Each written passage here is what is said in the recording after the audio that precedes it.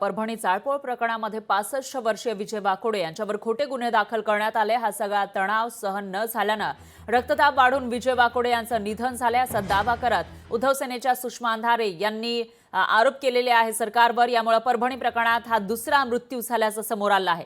एकीकडे एका 35 वर्षीय तरुणाचा कोठडीमध्ये मृत्यू झाला, तुरुंगात मृत्यू झाला, तर दुसरीकडे एका 65 वर्षीय व्यक्तीचा सुद्धा मृत्यू झाला आहे आणि त्यांच्यावर खोटे गुन्हे दाखल केल्याचा आरोप सुषमा अंधारेंनी केलाय। परभणीमध्ये जी जाळपोळ झालेली होती, संविधानाचा जो अवमान केल्या प्रकरणाचा निषेध या ठिकाणी केला जात होता आणि त्यावेळेला झालेली जाळपोळ या प्रकरणामध्ये 65 वर्षीय विजय वाकोडे यांच्यावर खोटे गुन्हे दाखल करण्यात आले आणि त्यामुळे हा सगळा प्रकार सहन न झाल्याने, हा तणाव सहन न झाल्याने रक्तदाब वाढून विजय वाकोडे यांचं निधन झाल्याचा दावा उद्धव सेनेच्या सुषमा अंधारेंनी केलाय। त्यामुळे परभणी प्रकरणात हा आता दुसरा मृत्यू झाल्याचं समोर आलंय।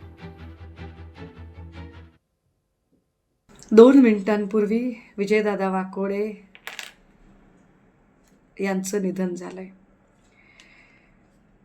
परभणीतला एकूण हिंसाचार, जाळपोळ आणि हा तणाव सहन न झाल्यामुळे अजून एक परभणीतला योद्धा चळवळीने गमावलाय।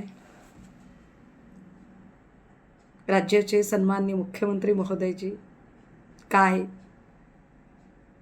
आता तरी आपण परभणी प्रकरणाकडे काळजीने लक्ष देऊन संबंधित जे पोलीस अधिकारी आहेत, ज्यांनी स्वतःचा नाकर्तेपणा झाकण्यासाठी ह्या सगळ्या गोष्टी केल्या,